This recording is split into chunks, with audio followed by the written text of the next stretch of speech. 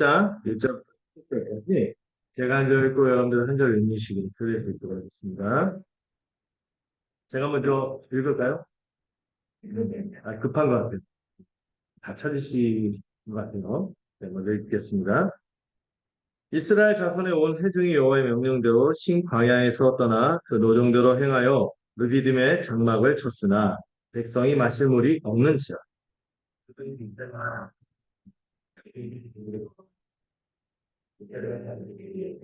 너희가 왔으면 너희가 거기서 백성이 목이 말라 물을 찾으매 그들이 모세에게 대하여 원망하여 이르되 당신이 어찌하여 우리를 애굽에서 인도해 내어서 우리와 우리 자녀와 우리 가축이 목말라 죽게 하느냐.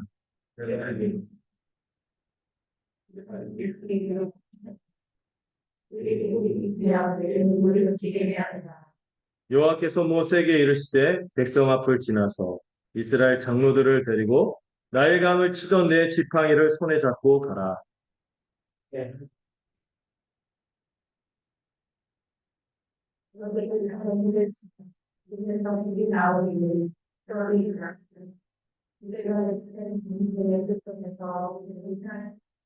그가 그곳 이름을 마사 또는 무리바라 불렀으니 이는 이스라엘 자손이 다투었으며 또는 그들이 여호와를 시험하여 이르기를 여호와께서 우리 중에 계신가 안 계신가 하였음이더라.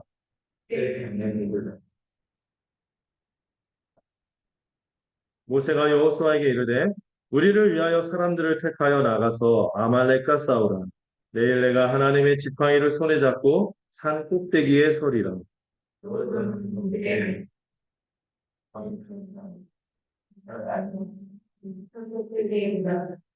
모세가 손을 들면 이스라엘이 이기고 손을 내리면 아말렉이 이기더니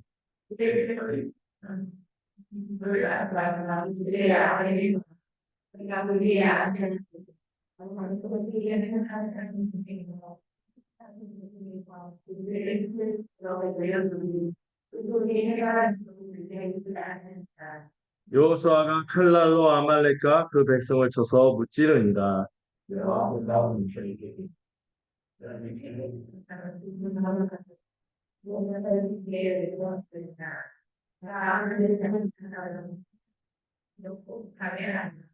모세가 제단을 쌓고 그 이름을 여호와 니시라 하고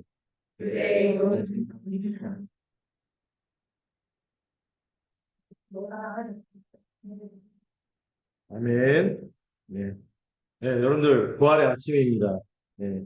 여러분 부활절에는 인사가 어떻게 되죠? 크리스마스는 기쁜 성탄입니다. 메리 크리스마스 이렇게 하는데 부활절에는 어떻게 하죠? 영어로?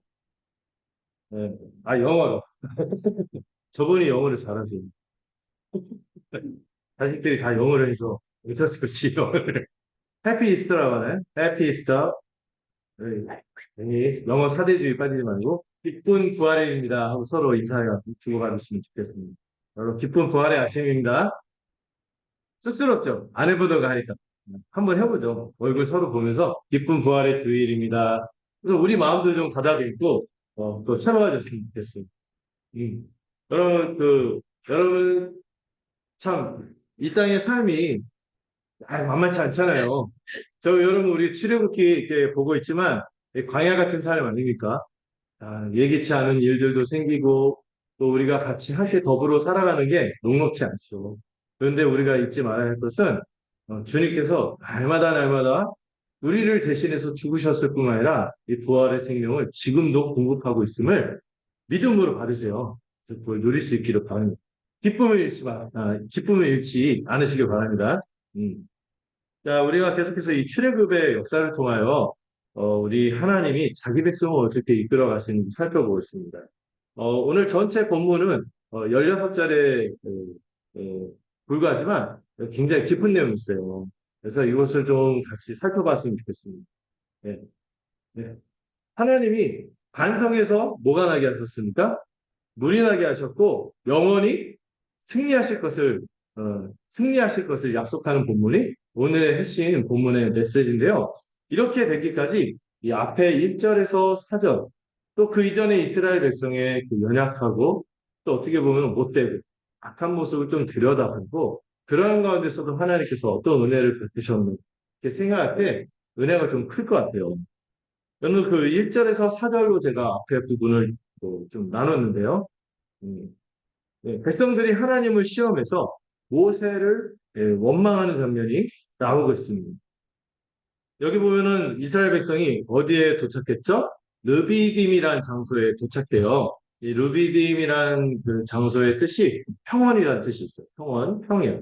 여기에 도착했는데 평원에 도착했으면 평야 우리가 생각하는 그 김제 들판 막 해가 지고 해가 뜨는 걸 볼 수 있는 그런 들판이 아니라 거기는 광야잖아요. 광야인데 평야예요. 근데 뭐가 없어요? 그늘이 없는데 뭐도 없어? 물이 없으니 약간 힘든 상황이었던 것 같습니다. 근데 여러분 생각해 보세요. 어디에서 출발했죠? 신광야라는 곳에서 출발했는데 여러분 신광야에서 어떤 일이 있었습니까? 바로 앞에서 지난주에 살펴봤죠. 애굽에서는 떡을 배불리 먹었고 고기를 실컷 먹었는데 여기서는 하나님 나 굶어 죽이려고 여기 끌고 와. 하나님이라고 얘기하지 않지. 모세가 이렇게 얘기하는데 세상에 하늘에서 빛처럼 뭐가 만나가 빵이 떨어지고 메추라기가 막 다이빙을 해. 잡으려고. 이런 놀라운 일들이 일어났어요. 그걸 먹고 여기 보면 여정대로 르비딤에 와서 장막을 쳤어요. 근데 장막을 쳤지만 상황은 안 좋았죠. 뭐가 없어요? 식수가 없으니까 이런 쉬운 일은 아니었던 것 같아요. 근데 여러분, 이 노정대로란 말을 보면은 사실 이거를 인도한 게 모세가 이끌고 가긴 했지만 여러분, 모세가 모세가 모세님이 아니 너무 높여. 모세가 자기 판단에 이렇게 갔을까요? 아니거든요. 모세는 그냥 그 지휘하고 이렇게 대화를 정돈하고 그 정도였고 실제로 그들을 노정도로 인도한 건 뭐였습니까? 낮과 밤에 그들에게 뭐가 있었죠? 하나님이 함께 하시는 인재의 상징이 구름 기둥과 불 기둥이 구름 기둥이 움직이면 같이 움직이고 거기에 멈추면 멈추고 불 기둥이 그들을 보호하고 따뜻하게 하고 이런 상황에서 움직였잖아요. 그리고 어디로 이끌어 가시는 거죠? 여러분 이제 18장 지나가는 곧바로 19장부터 이스라엘 백성이 누구와 하나님과 어디에서 시내산에서 언약을 맺게 그 언약을 맺기까지 하나님께서 그 시내산으로 이끌기 위해서 그들과 어떻게 보면 언약의 결혼식 그들의 신부로 취하고 자기 백성으로 삼아서 복을 함께 나누기 위해서 신실하게 신이 인도하신 거예요. 뭐로? 구름 기둥과 불 기둥. 이 노정대로 이렇게 간 거죠.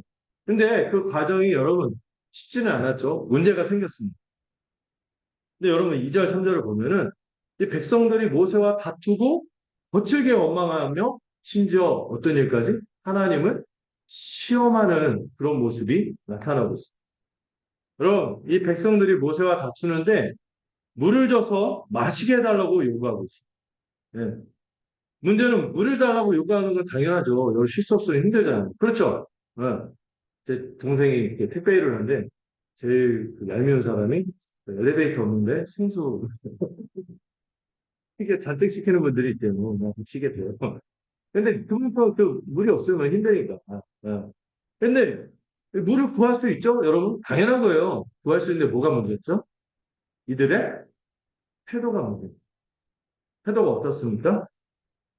모세와 하나님이 부르셔서 그들과 함께 하셔서 하나님의 뜻을 예언해서 이끌도록 하는 이 지도자와 어떻게 했습니까? 다툰 것이 문제였던 거죠. 모든 일에 원망과 시비와 다툼이 없이 하라는 우리 신약의 교훈인데 이들은 그런 게 없었던 거예요. 모세와 다툰 게 문제였고 여러분 그거 필요가 있으면 당연히 우리가 구해야죠. 우리가 기도할 때 뭐라고 해요? 예, 일용할 양식을 구하는 거 아니겠습니까? 당연히 구해야 되죠. 그런데 뭐가 문제예요? 태도가 문제. 여러분 요즘 사회에서도 그런 데 있어요. 중요한 건 애티튜드야. 그러세요. 태도가 중요하다. 뭐 어떤 문제를 할 때 그 태도가 되게 중요합니다. 이 전에 그리고 이 사람들이 이런 태도를 취하면 안 되죠. 여러분 전에 하나님 모세를 통해서 얼마나 또 특별히 하나님 친히 어떤 기적들을 베풀어 주셨습니까? 여러분 지금 우리가 갑자기 출애굽 17장에 있는 게 아니잖아요. 1장부터 쭉 왔잖아요. 그분이 베푸신 기적들을 생각하고 그분이 베푸신 그 어마어마한 은혜를 생각하면 이런 태도를 취하는 거는 있을 수가 없는 거죠. 이거를 네 글자로 뭐라고 합니까? 배은망덕이죠, 진짜. 배은망덕의 극치를 보여주는 거예요. 사실 하나님이 그 필요를 어련히 모르시겠습니까? 인생을 짓고 우리의 형편이 무엇인지를 직접 지으시고 돌보시는 분이 하나님이신데 이들은요 조금만 참고 기다리거나 아니면 모세가 지금 사자리에서 어떻게 해요? 이 답답한 상황 마주할 때 울부짖지 않습니까? 부르짖은 것처럼 하나님께 기도하면 되는데 이들은 기도하고 참거나 기다리거나 하는 것이 아니라 아니면 태도라도 정당하게 모세에게 가서 정당하게 사정을 말하고 부탁하면 되는데 그들은 그렇지 않았습니다. 어떻게 했어요? 네. 도발적으로 모세를 아주 공격적인 태도로 모세를 공격하고 대합니다. 음. 이들의 상태가 어떤 겁니까?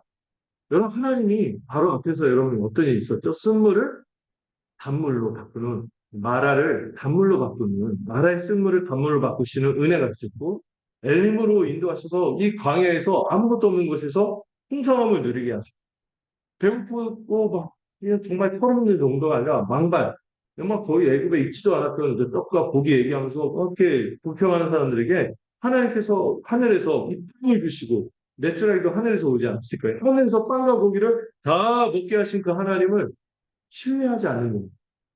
믿음이 없는 거예요. 믿음이. 하나님의 이 일꾼에게 굳건하게 굴고 함부로 대하는 그 기저에는 뭐가 있어요? 그 하나님이 이끄시고 인도하시고 하나님께서 일정한 질서를 주셔서 하는 것에 대해서 불신하는 태도가 있는 것이죠. 여러분, 이 굉장히 안 좋은 것 같아요. 음. 모세가 말하죠.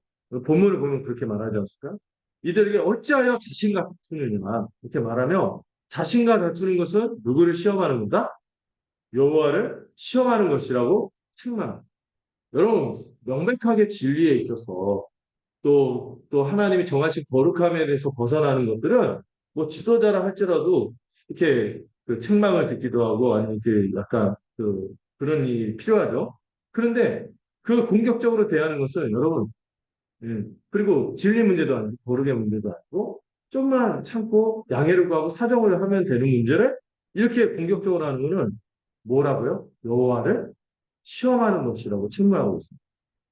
여러분 생각해 보셔야 지점이죠. 하나님의 뜻을 배원하고 인도하는 이 지도자와 다투고 갈등하는 것은 그가 정말 하나님의 뜻을 배원하고 정말 그 뜻을 따라 인도하고 있다면 이건 누구를 시험하는 거고요? 여호와를 시험하는 것이라고 모세가 지적하는 거죠. 여러분 그거 지난주에도 그랬죠. 응. 너희가 그 하나님께 하는 거, 우리가 누구냐, 우리에게 이렇게 하는 건 하나님께 하는 거다. 왜냐면 그들은 자기 뜻으로 하는 게 아니고 여기 그 노정대로라는 단어를 보고 모세 뜻대로 인도한 게 아니죠. 르비딤으로 인도하신 건 누구예요? 하나님이시고 목이 말라서 물을 찾을 수 있지만 이들은요 모세에게 공격적으로 대하고 막 이렇게 원망하고 이렇게 하는 데다가 문제는 해서는 안 되는 말까지 하고 있다는 거죠. 여러분, 이 말은요, 앞에 16장에서도 침담했는데, 이 말이 좀 더 농도가 세지고 심합니다. 뭐라고 얘기해요? 모세가 의도적으로 애굽에서 자기들을 꼬여내서 우리와 우리 자녀와 우리 가축까지도 다 목말라 죽게 합니다. 점층법이죠. 우리뿐만 아니라 우리 눈에 넣어도 아프지 않는 이 자식들에 대해서 그 우리가 데리고 있는 가축까지도 다 싹 다 몰살시키려고 하는 거죠. 굉장히 심하게 얘기하는 거죠. 그렇죠? 굉장히 심하게 얘기하는 거죠. 여러분, 이 표현은요, 여러분, 10장 기억나시나요? 10장이 있을 때마다 하나님께서 바로에게 하신 말씀이고요. 내 백성을 보내라. 그들이 나를 섬길 것이다. 그래서 안 보내주겠다 하니까 하나님 막 치셨어요. 그러니까 바로가, 그래, 너희들은 가라. 근데 누구는 못 보내? 너희 자녀들은 못 보내. 그러니까 하나님 다 치셨어. 그래서 자녀들을 보냈는데, 마지막에 보내? 자녀들까지 보내는데, 뭐를 못 보내주겠다? 예배하고 이렇게 드릴 그 재물이 된 가축은 못 주겠다. 막 이렇게 했는데, 하나님께서 어떻게 하셨습니까? 그들과 그들의 자녀와 가축까지도 그리고 그 밀린 월급까지 다 받았어. 나올 수 있도록 이렇게 신실하게 불러 주셨는데 지금 그 모두를 어떻게 하는 거예요? 마치 없었던 일이 싹 다 부정하는 일을 하는 것입니다. 이 바로가 안 보내겠다는 이스라엘 백성, 다음엔 자녀들, 마지막으로 가축까지 보내도록 하기 위해서 하나님께서 어마어마한 이집트의 심판하실 세상에는 큰 재앙이죠. 이 구원을 받은 우리에게 큰 은혜를 베풀어 주셨는데 이 모든 것이 아예 없던 일처럼 말하는 것이죠. 그만큼 지금 모세에게 베푼 그들의 내용, 태도도 태도지만 이 내용도 아주 원망과 이 반역의 정도가 아주 심각했습니다.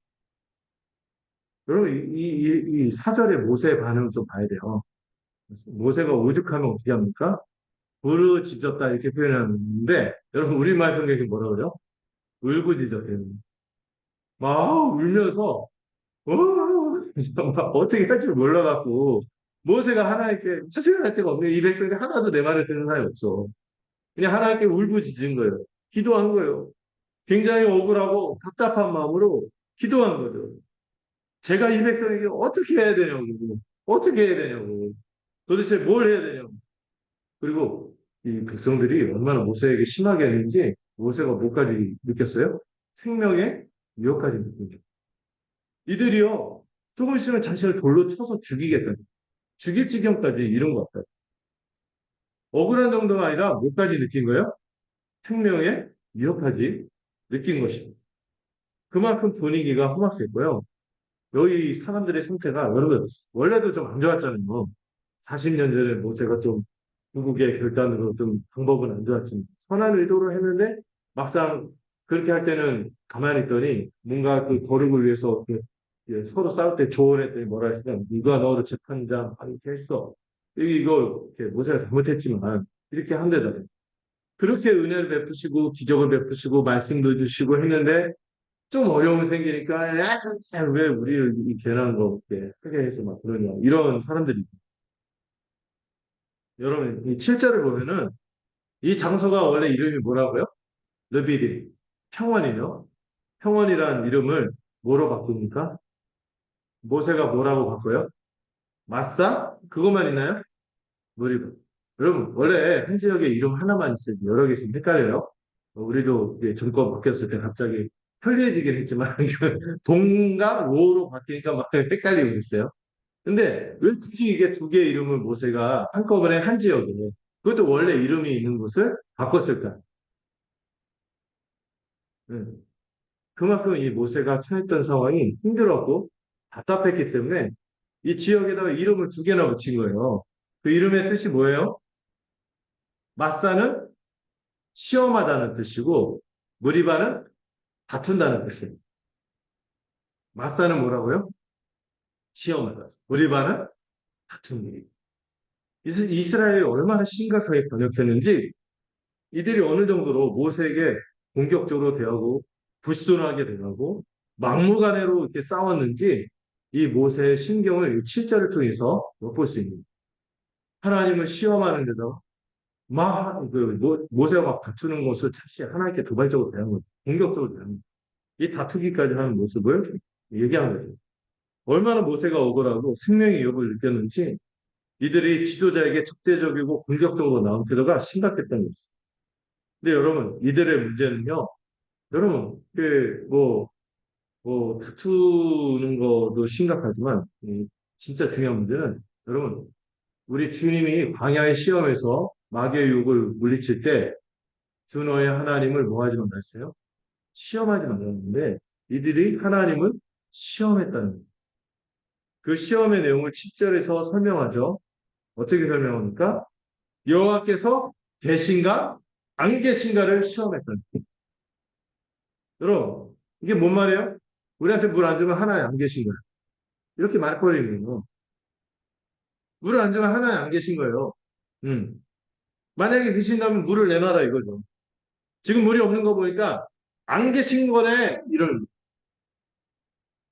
광야 같은 우리의 여정에서 여러분, 우리의 인생 과정에서 만약 꽃길만 있지 않겠죠. 바울도 누누이 강조했지만 하나님 나라에 들어가기 위해서는 우리가 복음과 함께 고난을 받아야 되고 여러 가지 고난이 있다고 했습니다. 우리가 살다 보면 이 신의 산까지 가는 과정에서도 마라의 이 쓴물을 접하는 순간도 있죠. 물이 없는 것처럼 어려울 때가 없을까요? 있죠. 근데 여러분, 생각해 보세요. 이 크신 은혜로 6월절의 은혜와 홍해의 은혜를 경험한다는 신자 아니겠습니까? 그런 신자라면은 신자가 아닌 애국 사람과 이방 사람과 신자는 뭐가 달라야 돼요? 그 고난이 있을 때 나타나는 반응이 달라야 되죠. 반응이. 여러분, 생각해 보세요. 우리가 복음을 믿기 전이나 믿으로나 어려움과 문제들은 달라지나요? 똑같나요? 똑같아요. 똑같이 생겨요. 어려운 문제들. 근데 차이가 있습니다. 차이가 없나요? 있어요. 믿기 전에 우리의 반응과 믿고 난 후에 우리의 반응이 다른. 물론 하나님께서 그 과정에서 믿을 때 역사하시는 것을 눈이 열려 알게 됩니다. 근데 그 전에 우리의 믿음의 반응이 달랐는데 이스라엘 사람은 연약할 뿐만 아니라 연약한 여러분 때문에 우리가 연약한 것과 악한 것을 구분해내니까 이 사람들이 연약한 것을 넘어서 어디까지 갔어요? 악한 것까지. 악하고 불신앙적인 반응을 나타낸 것입니다. 여러분, 지금은 하나님이 굉장히 참으시고 봐주시지만, 언약을 맺은 후, 나중에 똑같은 비슷한 사건이 있을 때 민수기에서는 어떻게 해요? 이런 원망과 불평으로 하나님을 시험할 때마다 하나님의 영광을 드러냈어요. 뭐예요? 즉각적으로 하나님의 하나님 되심을 인정하지 않는 백성들에게 하나님 되심을 드러냈습니다. 제가 에둘러 얘기하는 거고요. 즉각적으로 심판하십니다. 징계하십니다.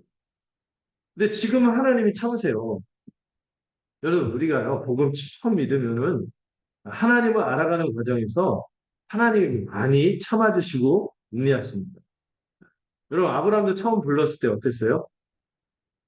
그 창세기 12장에서 엄청난 약속을 주시고 그가 이제 결단하고 떠나긴 했지만 그러고 나서 아브라함이 한 일이 뭐죠? 아내 팔아먹었잖아요. 한 번이면 괜찮은데 두 번이나 팔아먹고 그래도 하나님 무던히 참으시죠. 우리도요, 처음 복음 믿고 할 때 실수 많이 할 수 있어요. 예, 어떤 분이요, 교회를 안 다니다가 갑자기 다녔어요. 갑자기 다니고 막 믿고 이렇게 하는 게 좋은데 제대로 배운 게 아니잖아. 그러니까 어느 날 막 답답하니까 내가 요즘 교회 다니까 너무 좋아. 술자리에서 있다고 술 먹고 교회 가서 하나님 한잔 했습니다. 교회 들어가고 막 이러죠. 이럴 때 뭐라고 했어요. 잘 모르니까 배워가는 과정이니까 이게 우리가 참듯이 하나님도요 그런 과정에서 참는 게 있어요. 음. 또 어떤 사람은 교통사고 당하니까 믿은 지 얼마 안 됐는데 종교를 바꾸니까 신을 바꾸니까 이런 일이 생기는 것 같다. 하면서 이제 원래 한 집안의 종교는 하나예요. 하면서 이제 원래 안 다니고 그만 다니고 했다는 얘기도 들었어요. 나중에 돌아오긴 했지만 여러분 처음 믿을 때 보면은 많은 일들이 일어나는 거야. 하나님이 그런데 그 과정에서 많이 참으시죠. 근데 이들은요 좀 다르지 않습니까? 뭘 경험했죠? 6월절과 홍해, 수렁기둥, 불기둥, 만나, 메추라기, 제가 막 언급하지 않은 10가지나 그 이전에 막 있잖아요. 그런데 그들이 알고 경험한 하나님을 신뢰하지 않고 왕마음부터 틀었습니다.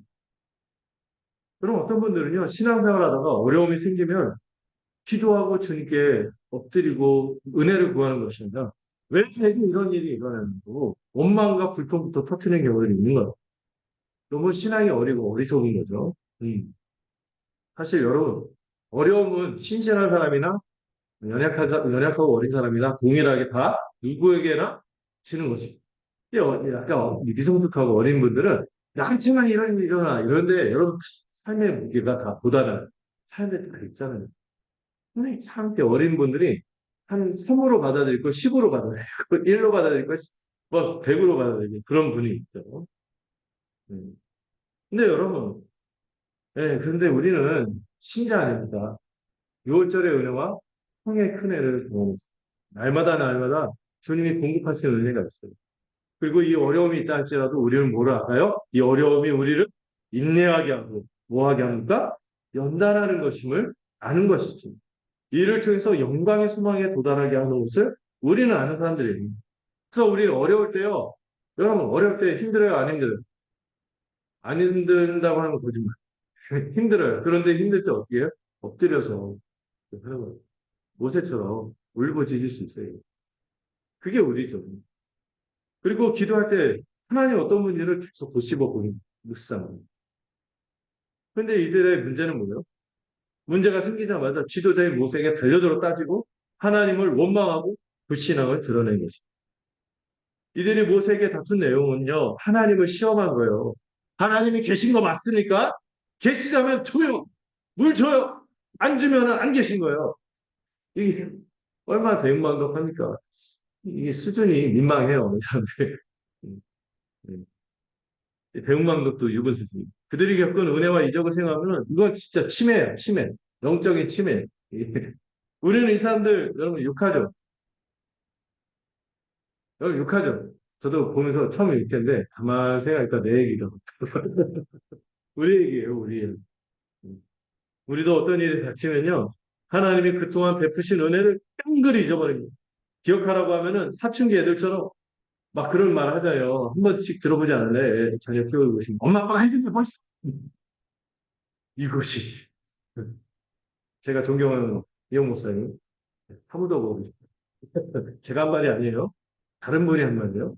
지난주에도 제가 한 말이 아닌데 제가 한 말처럼 보고더니 예, 막 따지듯이 막 얘기하는데 그 수가 그거 하나 수습하는 거 말고 얼마나 부모로서 또 자녀에게 사랑을 뵙고 많이 했습니까? 억장이 무너질 일이죠. 기억을 못해요. 음. 은혜 받을 때는 주를 막 은혜를 받고 막 위에 있을 때 주를 위해 중대 사네 아이폰 받고 막 패드 받고 막 그리고 어디 이렇게 뭐 할 때 막 이렇게 누구 정말 됐을 때 교대를 허락할 때 막 막 이러다가 중내산에 내가 뭐 주를 위해서 죽겠습니다. 당신을 위해서 어떻게 살겠습니다. 하지만 상황만 닥치면은 헤매는 게 우린 거예요. 그럼 남생하지 마세요. 우리 얘기, 제 얘기는 저도 보면서 아, 내 얘기다. 저도 그런 순간이 있었거든요. 저도 네, 제가 교단에서 유명한 만년 전도사였기 목상수를 6년을 못 받았어요. 어떤 이유로? 결혼을 못했더니. 노총각이라는 이유, 저분이요, 저 불쌍히 여기서. 딴 이유가 아니라 그 이유 때문에 마음 아파서 저를 만나고 제가 결혼을 했어요. 근데 여러분, 그 제가 6년을 믿음으로 버텼겠습니까? 신실하게? 원망이 있었죠. 제가 또 고백하자면 이영 목사님 왜 하필 이런 새벽에 나를 불러? 영광스럽습니다. 감사합니다. 이럴 때는 지나가고 어느 순간 나를 왜 이런 사역에 불러서 결혼도 못하게 하고 확실히 째려본 적도 있어요.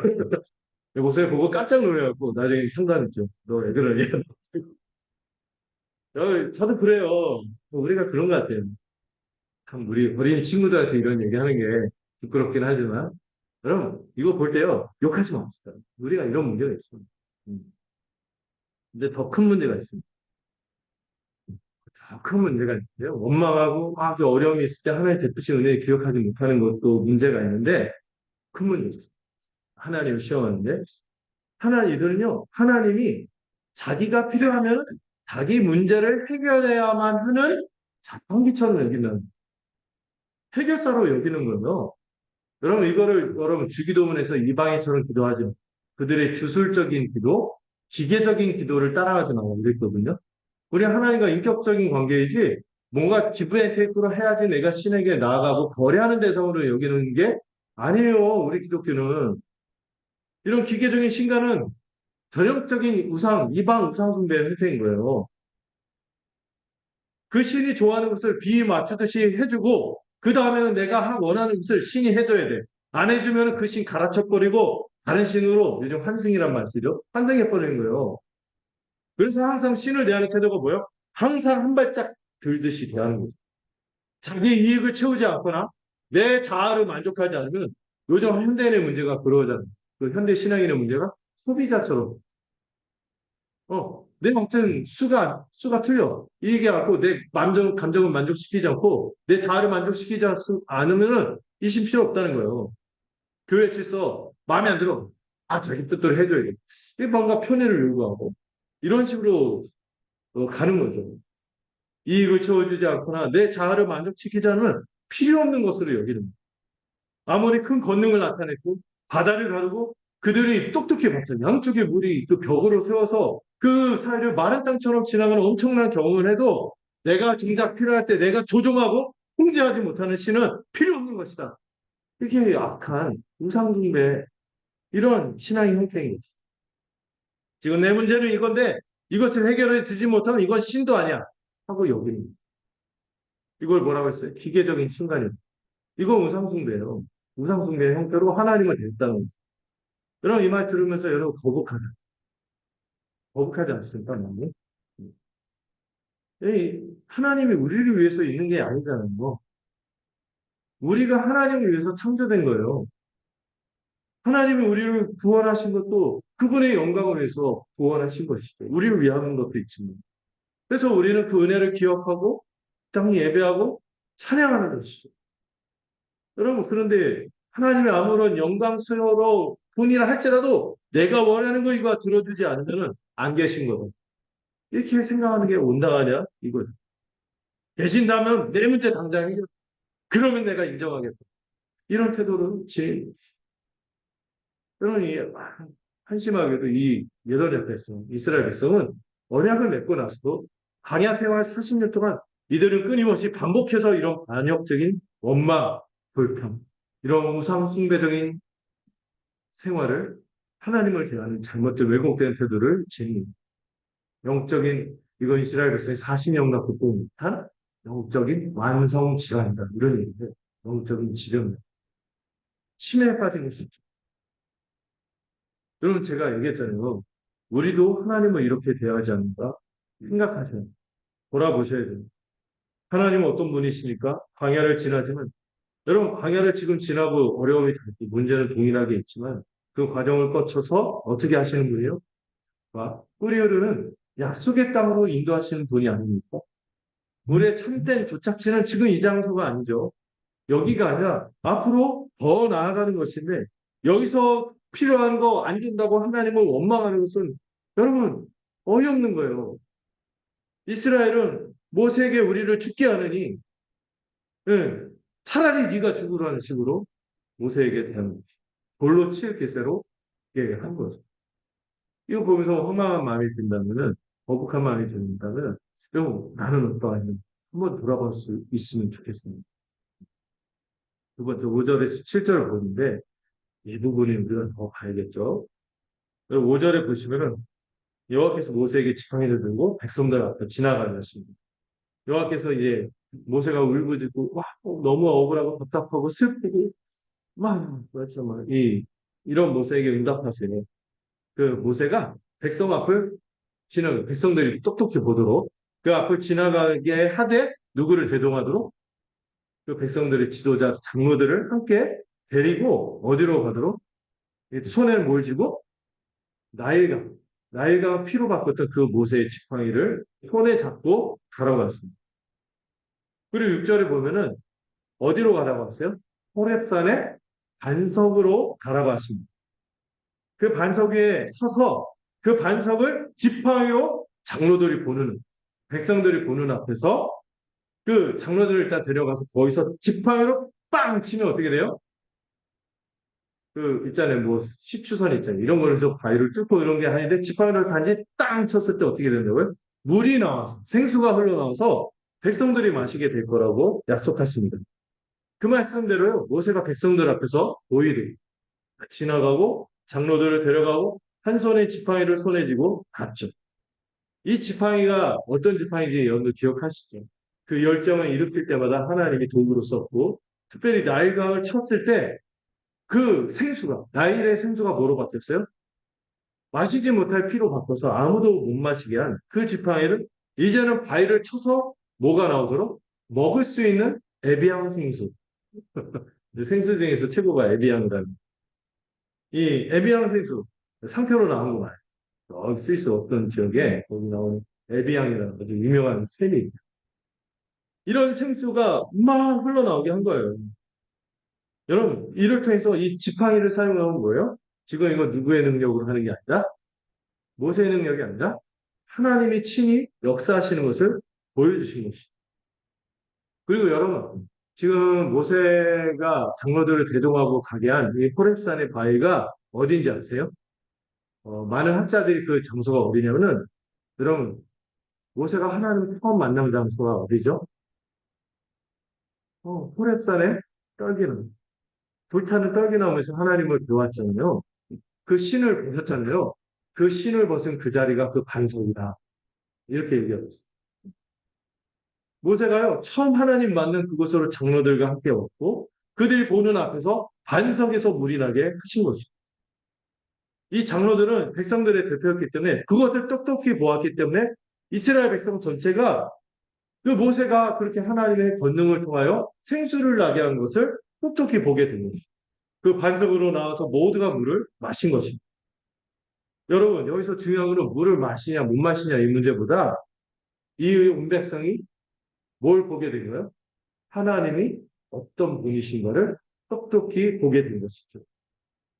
여러분, 이 사건 앞에서 그 마라의 쓴물, 엘림, 그 다음에 이 신강야, 그리고 이 르비딤의 얘기입니다. 이 과정을 거쳐서 이제 어디에 도달하게 됩니까? 어디에 도달하게 될까요? 시내산에서 언약을 맺게 될 거예요. 언약을 맺기 전에 이런 일들이 일어나는 것은 중요한 뜻이 있는 거죠. 이제 하나님이 모든 것을 구원하실 뿐만 아니라 여러분 어떤 분들 그렇게 생각해요. 구원을 하나님의 은혜로 벗어난 삶은 내가 알아서 해야지. 안 도와시고 내가 그냥 막 사는 거지 뭐. 이렇게 분리해서 생각하는 분이 있어요. 구원받고 내가 신앙생활하는 거 따로 일상을 내가 유지하는 거 따로.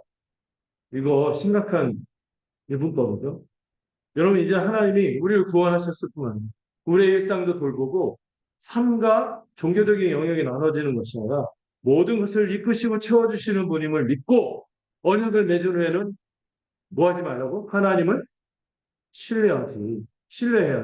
하나님은 뭐 하지 말라고요? 시험하지 말라는 것입니다. 7절을 보면은 모세가 정말 큰 충격을 받았죠. 한 지역에다가 원래 이름이 있는 지역을 두 개의 이름까지 붙였다는 것은 큰 충격을 받은 것 같습니다. 이스라엘이 하나님과 다투고 하나님을 시험했고 이 경험이 약간 계속 이어진 게 속상하긴 하죠. 근데 여러분 이 본문 보면서 속상한 걸로 끝나면 안 돼요. 음. 여러분 이 반석에서 물이 난 사건이요. 구약에서 뒤에서도 계속해서 이어집니다. 계속해서 이 노아 그 이사야서에도 나오고 여러 가지 보면은 이 반석같이 소망 없는 더 이상 물이 안 날 거라고 하는 곳에서 물이 나는 사건 같은 것들이 이어지는데 중요한 사건이 있어요. 구약의 여러 가지 사건들 다 밝힐 수는 없어요. 에스겔서를 보시면은 에스겔서를 보면은 아주 유명한 그 환상이 나옵니다. 어떤 환상이 나오면은 성전에서 뭐가 흘러나오는 생수가 흘러나와요. 이 성전에서 생수가 흘러나와서 이 성전에서 원래 하나님의 인재가 떠나서 소망이 없다는데 이제 다시 하나님이 그곳에 인재를 회복하고 회복시켜서 성전에서 생수가 흘러나와서 그것이 만물을 회복하게 합니다. 이게 생수가 흘러서 다리에서 무릎에서 온몸을 가득 차게 하여 그 바다를 이루어 동쪽 아라비아 해변까지 흘러서 온 세상을 풍요롭게 합니다. 생수와 모든 열매와 이 치유하는 잎사귀까지 내는 온 세상을 풍요롭게 하는 이 비전이 여기 나오는데 이게 계시록에도 있죠. 이 하나님께서 이 반석에서 물을 주시는 것이 여러분 구약의 이미지에서 중요하게 연결하는 게 뭐예요? 반석에서 물이 나듯이 이제 어디에서 물이 나오게 해요? 성전에서 생수가 흘러나오는 이 이미지로 이어집니다. 이걸 다루는 본문이 있어요. 그 본문 한번 살펴볼까요? 준비했으니까 여러분 안 보지 눈 감고 앞니도 그러지 마시고 그런 분 없어요. 네, 제가 그냥 집중하게 이렇게 수사적으로 얘기하는 거죠. 네, 고린도전서 10장 1절부터 4절까지 한번 같이 얘기해 볼까요? 보이시나요? 자, 한번 읽어보도록 하겠습니다. 시작.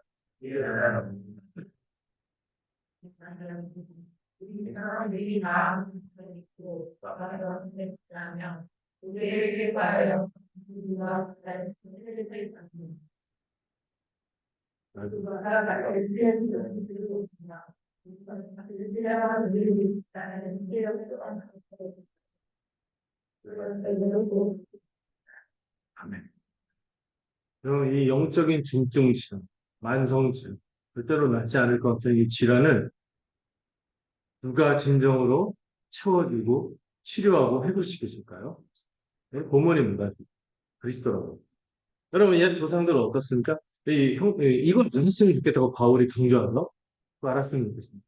우리 옛 언약 백성들, 옛 사람들은 다 구름 아래 있고 바다 가운데를 지났어요. 이거 무슨 사건 얘기하죠?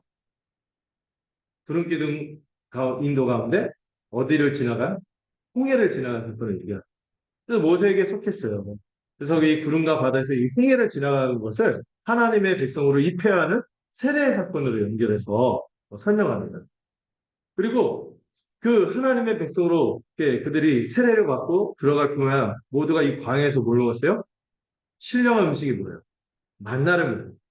모두가 같은 신령한 음료, 이 만나와 메추라기와 비롯해서 공급하신 거 있잖아요.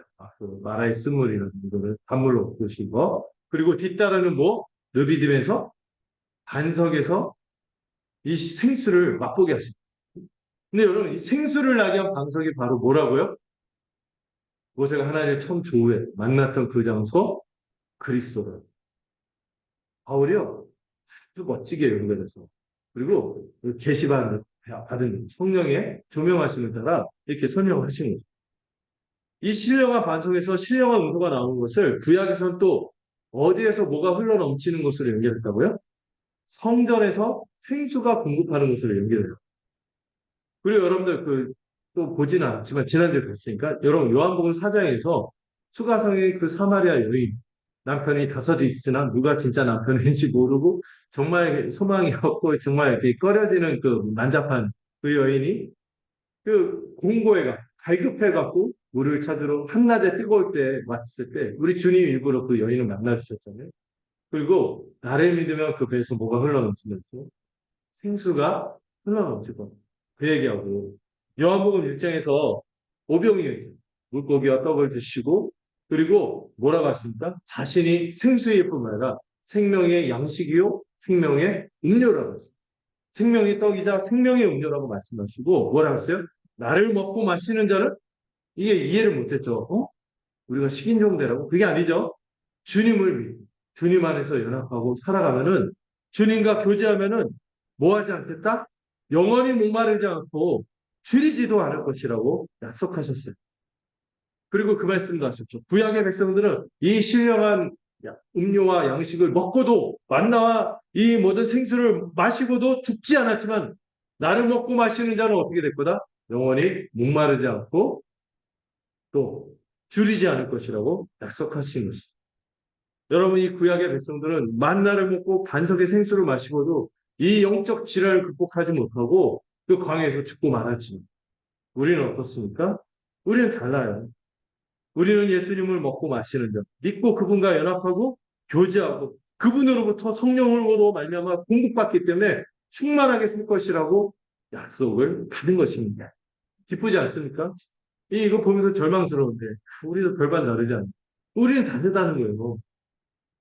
얼마나 멋집니까? 오늘 우리는 이 부활절을 통해서 주님의 생명을 또 누리게 됩니다.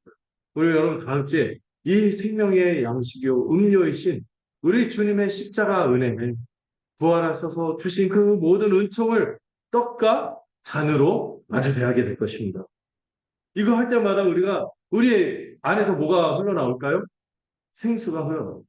영원히 목마르지 않고 줄이지 않도록 하는 우리를 이 본향으로 이 하나님이 언약하신 신의 산에 들어가는 정도가 아니라 약속의 땅으로 들어가게 하는 거기서 머물게 하는 은혜가 주어질 것입니다. 이를 기대하기 바랍니다. 자, 더 말씀을 좀 볼게요.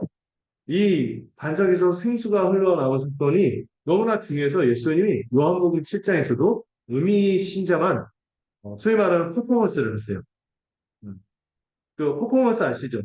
그 유명한 퍼포먼스가 그 있잖아요. 우리 그 한국 뉴스 역사에서 잊지 못할 네 개의 도청 장치가 있어요. 막 그 유명한 퍼포먼스처럼 예수님도 그런 도발적인 퍼포먼스를 한 적이 있어요. 자, 본문 한번 읽어보겠습니다. 요한복음 7장 37절에서 39절을 한번 볼까요?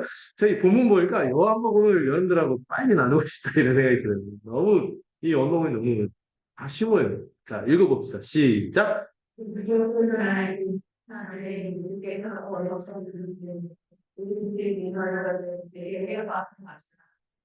인자는 이와 같이 우리의 왕께서의 안위를 나가는 것입니다. 그를 위한다는 인간을 세상에 내게 아는 그런 소원이 아는 그에게 있는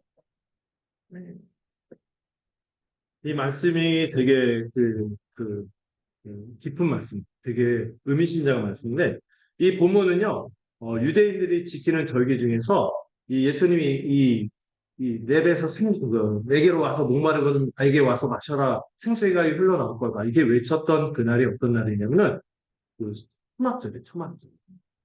초막절이 뭔지 아세요? 초막이 장막절이라고 하고, 우리식으로 하면은, 오토 캠핑? 캠핑하는 날이에요. 왜 캠핑을 하죠? 지금 이스라엘 백성이 광야를 헤매는 것이 아니라 이제 본향의 가나안 땅에 거하면서 정착해서 살고 있죠. 근데 왜 캠핑을 할까요?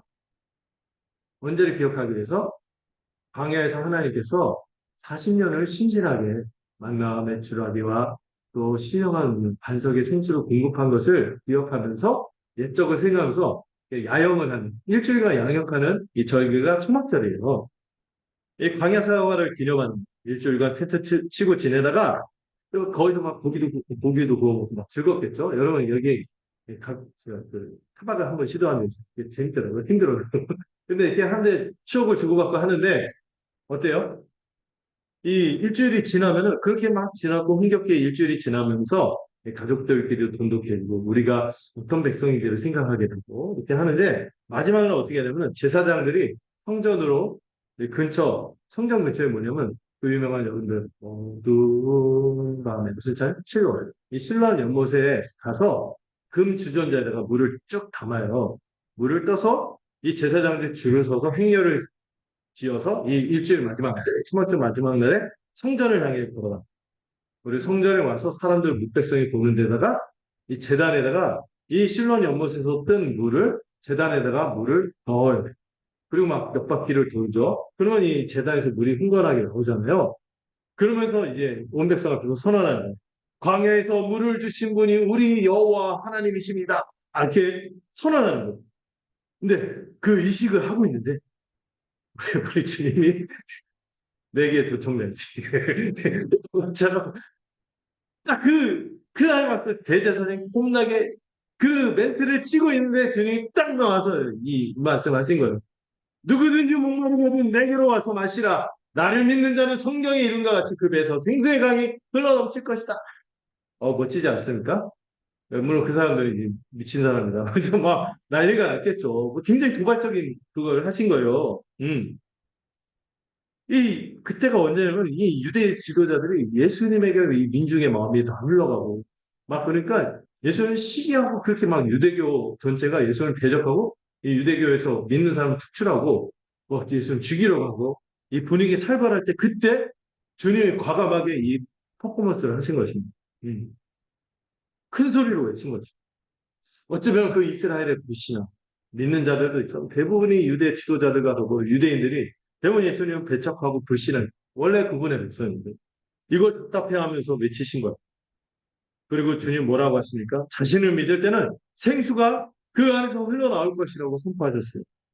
여러분 39절을 보면은 중요한 이야기입니다. 여러분 이 생수가 흘러나오는데 이 생수를 무엇이라고 합니까? 성령. 여러분 성령은요 구약에서 약속했는데 이 성령을 받은 자는 거룩에서 실패하죠. 구원받는 데서 절대로 실패하죠. 그 성령을 받은 자는 이미 하나님 나라에 들어간 자로서 결코 구원의 그 지위를 잃지 않고 그 복을 놓치지 않는 그 혜택을 누릴 약속이 있었습니다. 그 생수가 뭐예요? 누구로 말미암아? 그리스도를 믿을 때 성령이 주어짐으로 그 생수가 그 안에서 흘러나온다는 약속을 하신 거예요. 그 여러분 그 옆에 좀 더 설명을 하죠. 가로를 쳐서. 근데 이 말씀을 할 때가 언제라고? 아직 영광을 받지 않아서 아직 성령이 임하지는 않았다. 그 설명을 좀 하는 거죠.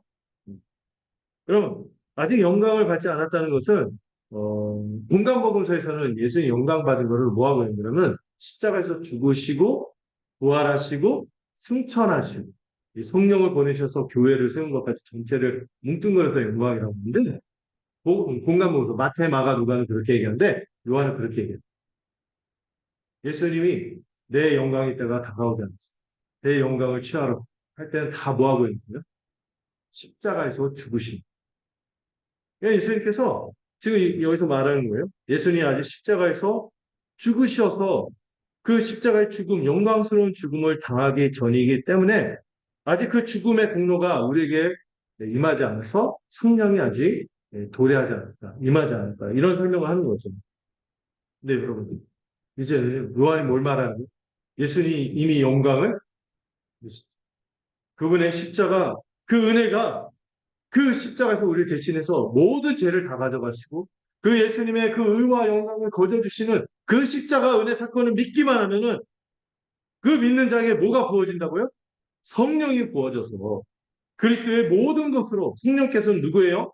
그리스도의 영이기 때문에 그리스도의 모든 것으로 우리가 충만하게 살아가고 저희의 백성들처럼 영적 이 만성 질환에서 벗어나서 복음의 은혜로 날마다 충만하게 살아갈 것이라고 약속한 것입니다.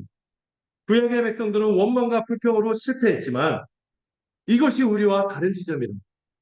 이전에는 우리가 마음이 완악해서 맞사, 머리바, 다투고 시험하고 하나님의 말씀을 들어도 믿지 않고 시험하고 떠보고 다투고 하나님을 거래 대상으로 여기고 그랬던 우리가 이제는 어떤 자? 성령으로 말미암아 새 마음을 가진 자가 되어서 복음을 믿고 충만하게 살아갈 것이라는 이 놀라운 약속을 이 복음서가 증거하는 것이죠. 여러분 기쁘지 않습니까? 이 기쁨을 간직하고 한 번 더 8절에서 17절 좀 더 살펴보고자 합니다. 이 부분은요, 분량에 비해서는 오히려 얘기할 게 좀 간단한데요. 자, 8절에서 16절에서는요, 하나님이 백성들의 대적에게 영원히 승리할 것을 보여주시는 장면이에요. 이 8, 9절 보면은 아말렉이라는 족속이 있어요. 이게 에돔 족속, 에서의 족속 중에 한 일족인데 그 족속이 누구를 공격했어요? 하나님의 백성이 이스라엘 백성을 공격했습니다. 그러자 모세가 지팡이를 들고 산꼭대기에 서는 장면인 거예요. 그들이 지금 아직 거하는 장소가 어디죠? 그 호렙산에서 그 생수를 이렇게 떠와서 이 르비딤이 있는 상황에서 본진이 아마 르비딤이 있었겠죠? 이 지도자들이 아마 호렙산에 있고 그런 건데 이 지도자도 없고 비어 있는데 이 이스라엘 백성 공격한 아말렉 쪽이 이 아말렉 쪽은요 지금 출애굽하고 약속의 땅으로 가는 과정에서 하나님의 백성을 처음으로 최초로 공격한 적들이죠. 그때 이제 모세가 여호수아에게 싸울 사람을 택해서 싸우라고 명한 반가운 이름이 나오죠. 여호수아. 그리고 자신은 내일 하나님의 지팡이를 손에 잡고 산꼭대에 서고 여호수아에게 그 전투를 맡깁니다. 그리고 여러분 올라갈 때 산에 올라갈 때 뭘 지고 올라가요? 물론 모세 나이가 80이니까 스틱이 필요하겠죠. 그래서 가져간 걸까요? 이 하나님의 지팡이를 들고 간 거는 뭐예요? 아까 반석에서 물을 내듯이 하나님이 친히 그들을 위해서 싸우고 있다는 것을 보여주기 위함이죠. 여호수아가 이 10절에서 13절 보면 모세가 손을 들 동안 여호수아가 전쟁에서 승리하는 장면이었는데 여호수아가 여기서부터 모세의 최측근 장수로 여기서부터 등장하죠. 여호수아가 이제 모세의 말대로 아말렉과 전투하고 이제 여호수아는 혼자 이끌고 오히려 산은 혼자 가고 전투는 세 명이 해야 될 것 같은데 산에는 누가? 모세와 아론과 훌이 산꼭대에 올라갑니다. 이때 이제 신기한 일이 벌어지는데요. 모세가 손을 들면 어떻게 돼요? 이스라엘이 이겨. 근데 손이 내려지면은 아말렉이 이기는 이런 신기한 장면이에요. 근데 여러분 싸움이 시작되면 그게 금방 끝나나요? 안 끝나겠죠. 금방 끝나지 않으니 여러분 벌써 봐서 알죠. 계속 들 수 있어요. 제가 전번에 연을 보고 깜짝 놀랐는데 장난으로 손 들고 있어라 했는데 얘가 그걸 진심으로 듣고 10몇 분을 안 내리고 들고 있어. 근데 10몇 분은 가능해. 근데 지금 전투가 하루 종일 이루어질 텐데 이게 손을 드는데 모세 또 나이도 많잖아. 근육도 없고 그러니 하루 종일 들 수 있겠어요? 팔이 피곤하니까 내려가요. 그러면은 막 지는 거야. 그러니까 어떻게 해요? 옆에 아론과 홀이 돌을 가져다가 모세가 편하게 앉고 하고 양팔을 하나는 아론이 하나는 홀이 양쪽에서 붙들고 안 내려오게 혈액순환이 될까 싶은데 붙들고 있는 거예요. 마사지도 하면 했겠죠. 이게 들고 있는 거예요. 근데 여러분, 이것을 어떤 분들은 합심 기도라고 보는데, 틀린 해석은 아니지만, 좀 더 세밀하게 보면은, 이 기도라는 응급은 또 손을 들어 올린 거죠. 손을 들어 올렸다는 것을 주목해야 되고, 여러분, 모세가 손을 들어 올릴 때 그 손에 뭐가 있습니까? 하나님의 지팡이가 있는 게 중요해요. 하나님의 이 전투는요, 모세 손에 쥔 하나님의 지팡이가 들리면 승리하는 것이고, 이것이 내려가면 지는 것이고. 여러분, 모세의 팔은 땅에 떨어질 수밖에 없는 힘이 없는 연약한 것에 불과해요. 사람의 힘으로는요, 이런 싸움 우리가 감당할 수 없다는 것이죠. 하나님이 함께 하실 때만 이길 수 있다는 것을 보여주는 거예요. 우리의 기도의 능력, 우리의 기도의 강도, 우리의 목소리와 우리의 기도 시간과 우리의 이런 것이 승리하게 하는 것이 아니라 누가 함께 하실 때만 아무리 기도해도 하나님 함께 하시지 않으면 소용없죠. 하나님이 우리와 함께 하실 때만 승리할 수 있다는 이걸 겸손히 구하도록 합니다. 그래서 누구나 볼 수 있도록 산꼭대기에서 모세가 이렇게 손을 들고 있는 것이 이를 볼 때만 승리할 수 있는 거예요. 어. 해가 지도록 손이 내려오지 않자 여호수아가 전투에서 결국 아말렉을 무찌르고 승리하게 됩니다. 그리고 14절에서 16절을 보면은 여호와께서 이 일을 책에 기록하여 기념하게 하시고 그리고 여호수아의 귀에 외워서 들려주라. 여러분 지금 이제 모세가 1세대 데리고 있지만 이제 40년이 지나면 여호수아가 가나안 땅을 점령할 때 이 원리가 중요합니다. 그들의 어떠함보다 누가 함께 하실 때 하나님의 함께 하시고 하나님이 친히 싸울 때만 승리할 수 있다. 이걸 똑똑히 기억하게 되는 거죠. 그들이 나중에 이 세대가 가나안 땅을 정복하고 승리할 수 있는 것은 그들의 용맹함과 전투력에 달려있는 게 아니에요. 하나님이 함께 하셔야만 여호와의 전쟁이고 여호와의 전투라는 이걸 알게 한 것이죠. 그리고 하나님이 이런 선언을 하시죠. 다시는 아말렉을 없애서 온 천하에서 기억도 못하게 하겠다. 이렇게 선언하시죠. 그리고 성경에 적혀 있어서 민망하긴 한데 이건 어떤 의미인지 아시죠? 다시는 너희를 위협하는 세력을 눈앞에 나타나지 않고 내가 대신해서 싸울 것이다. 특별히 아말렉이라는 이 족속. 그리고 모세가 제단을 쌓고 그 이름을 여호와 니시라고 하는데 이 니시가 여호와는 나의 깃발이라는 뜻입니다. 여기 깃발이 뭐죠? 여러분 전쟁할 때마다 꼭 부대가 이 나팔수하고 또 누가 있어요? 기수가 돼요. 이 깃발을 들고 전쟁의 깃발이죠. 이 깃발을 들고 나가는 거는 이 하나님께서 이 지팡이를 들게 한 것은 이 싸움은 누가 싸우시는 싸움? 여호와께서 친히 싸우는 싸움이죠. 이 지팡이를 들므로 이 싸움이 여호와의 싸움임을 알게 하는 것입니다. 여러분 이 하나님의 백성의 문제는 앞에서 살폈던 거로 목마름, 배고픔, 부족한 것 이런 문제만 있진 않아요. 우리가 주기도문에서도 일용할 양식도 구하지만 우리가 뭐도 구합니까? 악으로부터 시험으로부터 우리를 구해달라고 기도하는 것도 있죠. 외부의 적이 끊임없이 하나님의 백성을 괴롭히게 되는 것이 이미와 이 땅의 삶인 거죠. 근데 여러분 그 싸움을 하나님 어떻게 승리하게 하시는지 그 원리를 볼 수 있는 게 이 본문이겠습니다. 여러분 악의 권세를 우리가 직접 대하고 싸운다고 승리할 수 있을까요? 우리는 못 이겨요. 악한 것에 얼마나 강한데.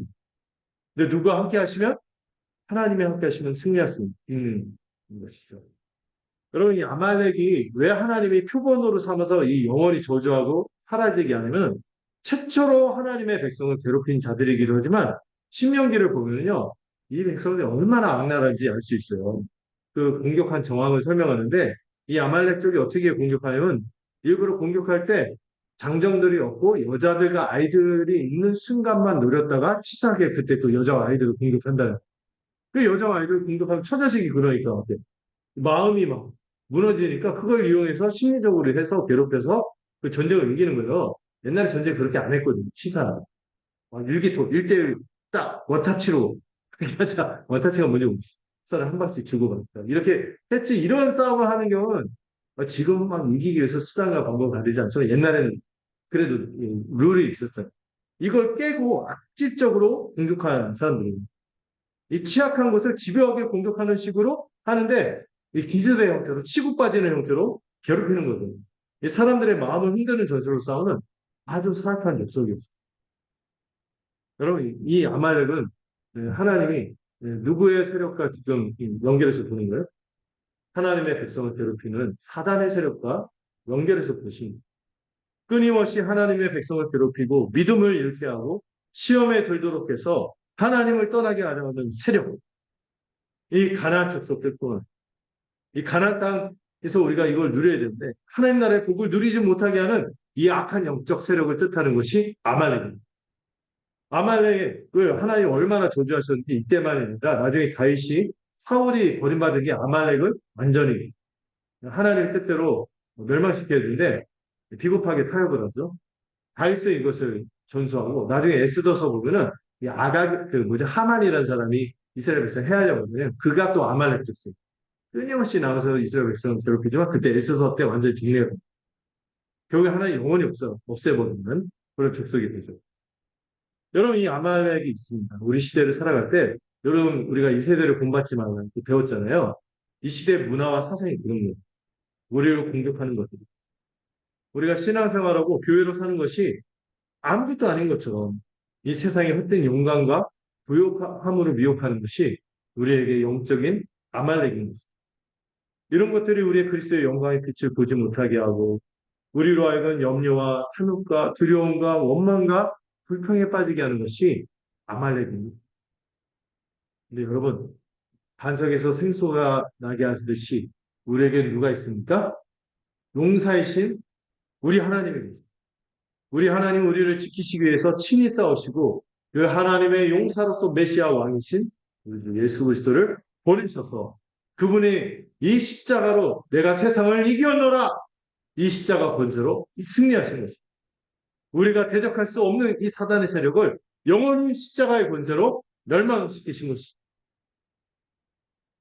여러분 광야의 생활은 만만치 않습니다. 그러나 하나님이 우리를 어떻게 인도하실 거예요? 쓴물을 또 만나와 메추라 반석에서 생수가 나게 하시고 또 이 아말렉으로 더 영원한 큰 승리를 거두듯이 온갖 악한 세력들로부터 우리를 보호하실 것을 믿으십시오. 이런 가운데서 여러분 말씀으로 단물을 먹고 일용할 양식을 주시는 그분 안에서 자족하고 감사하고 그분이 주는 안식, 영생에 이르는 이 양식과 음료를 먹고 우리의 영혼을 채우시길 바랍니다. 반석이신 그리스도에게서 나오는 생수를 맛봐서 이 성령의 충만함을 맛볼 때 우리는 승리할 뿐만 아니라 약속의 땅에 들어갈 뿐만 아니라 거하는 자들이 되는 것이죠. 또 주님이 우리를 때마다 이 광야 같은 삶에서도 엘림의 풍성함으로 때마다 이끌어 주실 것도 소망합니다. 엘림의 풍성함. 저는 이거 어디에서 누려야 된다 생각하면 교회에서 누려야 된다 생각합니다.